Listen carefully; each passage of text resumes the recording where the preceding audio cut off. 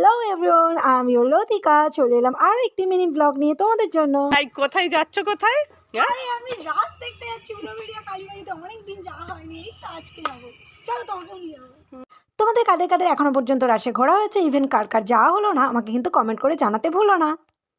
Actually আমাদের এখানে বিভিন্ন জায়গায় রাস হয়ে থাকে, যেমন আন্দুল রাজবাড়িতে একটা রাস হয় ভীষণ বড়, তারপরে বজবজে রাস হয়ে থাকে, এবং সব থেকে ফেমাস রাস যেটা হয় সেটা হচ্ছে উলুবেড়িয়া কালীবাড়ি রাস। এখানে ভীষণ ভিড় হয় এবং সন্ধ্যাবেলার পর থেকে এত পরিমাণ ভিড় হয় যে জাস্ট পা গলানোর জায়গা থাকে না। দ্যাটস ওয়াই আমরা চুজ করেছিলাম যে আমরা দিনের দিকেই যাব, এবং আমরা প্রত্যেকবার এরকম দিনের বেলার দিকেই যাই যাতে করে ভিড়টা অ্যাভয়েড করা যায়। যাওয়ার ইচ্ছা অনেক দিন থেকেই ছিল, সবাই একসাথে হতে পারছিলাম না বলে যাওয়া হয়নি। অ্যাট লাস্ট আমরা সবাই মিলে একসাথে হয়ে চলে গেলাম উলুবেড়িয়া কালীবাড়ির রাস দেখতে। আর দিদি দেখতে পেয়েছো শাড়ি পরেছিল, যার জন্য ওইভাবে হাঁটছিল, হাঁটতে পারছিল না।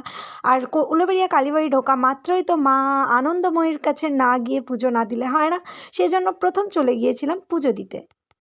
আর পুচু আমাদের হাওয়াই মিঠাই দেখতে পেয়েছে, বায়না করবে না তাই কখনো হয়?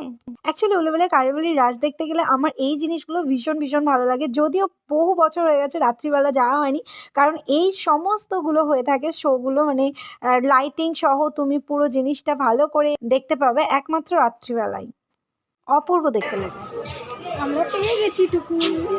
সো তোমাদের সাথে আমার ছোটোবেলার রাস রিলেটেড একটা ছোট্ট স্টোরি শেয়ার করে নিতে খুব ইচ্ছে করছে, জানো তো। ছোটোবেলায় এখানে প্রত্যেকবারই পুতনা রাক্ষসীটা হয়, ঠিক আছে। তো আমি না ছোটোবেলায় বাপির সাথে গিয়েছিলাম, আর বাপি প্রচুর পরিমাণ জিলাপি অমৃতি কিনার আমার হাতের মধ্যে ধরিয়ে দিয়েছিল, ঠিক আছে।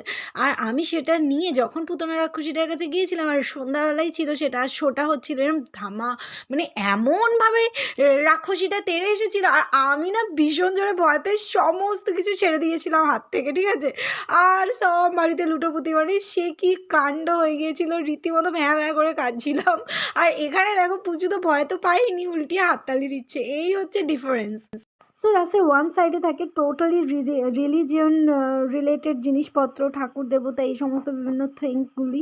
আর অপোজিট সাইডে থাকে বিভিন্ন রিলেটেবল রিসেন্ট ঘটে যাওয়া ঘটনা, যেমন হচ্ছে যে এখানে বাল্যবিবাহ, তারপরে রিসেন্ট প্লেন ক্রাশ, তারপরে বন্যা, এই রিলেটেড বিভিন্ন স্ট্যাচুগুলো ছিল, যেগুলো খুব রিলেটেবল আর কি, সেই সমস্ত। তো আমার এগুলো দেখতে খুব ভালো লাগে। তো আমি সমস্ত কিছুটা পরিদর্শন করার পর অ্যাট লাস্ট মায়ের কাছে পুজো দেওয়ার জন্য রেডি হলাম, এবং এত ভালো ছিল দিনটা, জানো তো। আনন্দময়ী মার একটা ব্যাপার হচ্ছে, আমি খুব খুব রিলেট করেছি এই জিনিসটার সাথে, যে তুমি যদি মন থেকে কিছু চেয়েছো, মা কিন্তু তোমাকে কখনোই ফেরায় না, এবং ভীষণ ভালোভাবে কিছুদিনের মধ্যেই সমস্তটা দেয়। আর খুব খুব ভালো লাগে। জয় আনন্দময়ী জয়, মানে সত্যি আনন্দে ভরে ওঠে মনটা। আর এখানে দেখো ইতু ঠাকুর পুজো করেছে।